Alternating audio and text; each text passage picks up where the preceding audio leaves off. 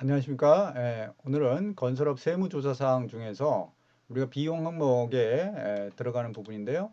자, 급여 부분 제대로 비용 처리가 됐는지, 자, 이 급여 과다하게 된 건 아닌지 해서 대표적으로 임원에 대한 급여 또 임원에 대한 상여금이 지급 규정에 따라서 제대로 지급이 된 건지 한도를 초과한 건 아닌지 관련 규정들을 살펴봅니다. 정관주주총회 이사회 규정 또 이런 지급 규정 이런 걸 쳐다보고, 두 번째, 현장 일용직이 가공인건비가 있는지 아닌지 요런 부분들은 실제 신고한 일용직 지급 조서 안에 해당되는 근로자가 실제 인물인지 또 허구의 인물인지 이런 것들 다 데이터화 돼 있으니까요. 그것들 적출을 하는 거고요.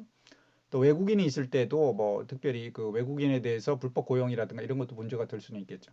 성과 배분 상여금의 귀속 시기나 원천 징수 시기의 적정 여부 이런 부분들도 살펴봅니다. 성과 배분 상여금이 도대체 어떤 기준에 의해서 어느 회계연도에 귀속될 것인지 이 부분이 이제 조금 쟁점이 될 수 있어요. 그래서 당기순이익 기준으로 해서 성과 배분을 하는데 그 당기순이익이 언제 확정되는 건지 또 개인별 성과 기준 지표가 언제 적용되는 건지 몇 년도 귀속인지 이런 부분들을 살펴보는 입장이 있다는 거 말씀드립니다.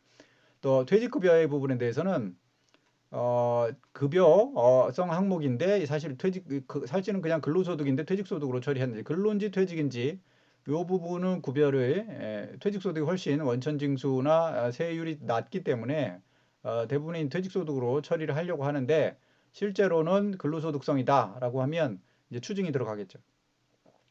그 다음에 그러면 이제 이게 그 뭐 뭘 징표로 해서 퇴직소득으로 들어가고 근로소득으로 들어가는지 이런 부분들을 서류 준비들 하시 퇴직도 하지 않은 사람들 퇴직소득 처리했다든가 퇴직소득이 지급이 근로자별로 형평성이 없고 특정 근로자에게만 퇴직소득이 과대돼 있다 이런 부분들 문제가 되겠죠.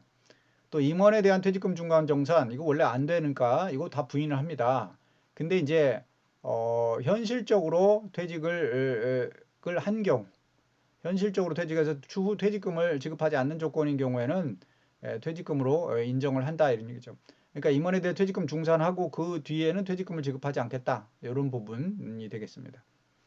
또 임원 근로자가 임원이 되는 경우 뭐 이런 부분들도 한번 생각을 해보셔야 되겠죠. 또 복리후생비 개정 과목들을 보면 복리후생비가 사실은 아니고 급여인데 복리후생비로 잘못 계산한 경우 그래서 일용직 근로 직원에 대해서 뭐 소득세를 대납해 준거나 뭐 이런 것들이 건설 현장에서 많이 있죠. 4대 보험료를 회사가 부담. 이런 경우들은 사실 급여성입니다. 근데 복리후생비로 처리한 거 이거 잘못된 거죠. 원칙성으로 따지면 급여니까 뭡니까? 원천징수 대상이고 원천징수 불이행 가산세들이 있다 이런 얘기죠. 두 번째, 접대성 경비. 뭐 현실에서는 이제 그렇게 크게 이슈화 시키지는 않지만 어떤 원칙으로는 그렇다 이거죠. 접대성 경비를 복리후생비로 처리했다. 그럼 여기 접대비는 치부인 한도가 들어가니까 전체가 경비 처리가 되지 않는다는 점에 있어서 복리후생비는 전체를 경비 처리합니다. 그 차이점에서 구별의 실익이 있죠. 그래서 이게 예를 들어서 지급 의무가 없는 파견 근로자 식대를 줬다. 그러면 이거는 접대비로 처리하는 겁니다. 지급 의무가 없다 했을 때 식대. 그다음에 사업소득으로 원천 징수하는 자에 대해서 복리후생비 설정했다. 이거 접대비로 들어가야 될 부분이죠. 그러니까 그런 식으로 되고 그다음에 종업원에 대한 현물급여를 줬다. 그러면 그것에 대한 원천 징수는 어떻게 하고 부가세 과표는 어떻게 하냐?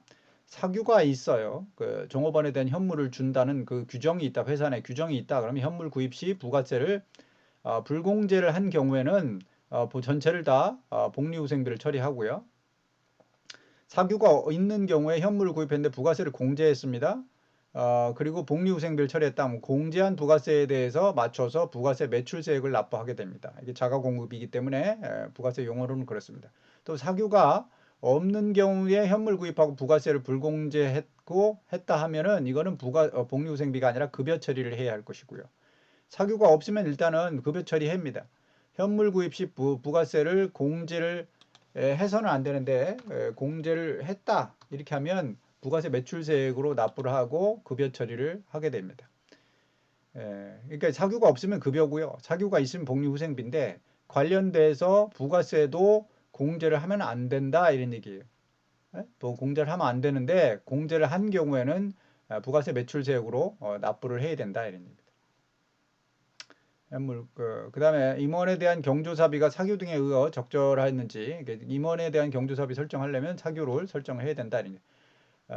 그다음에 접대비 부분요. 주주 등 사적 비용을 접대비로 처리했으면 이것도 부인은 이건 사회 유출이죠. 아예 접대비 자체가 아니고, 또 타계정에 접대비가 포함되어 있는지, 그래서 판매 부대 비용이나 복리후생비를 찢어가지고 접대비성 경비를 넣었다. 그러면 그 다른 타계정들을 봐가지고 혹시 접대성이 있으면 접대비 쪽으로 귀속시켜서 조사 적출한다. 접대비 한도시 부인이 제대로 됐는지 이런 것들을 살펴본다 이런 얘기입니다. 이상입니다.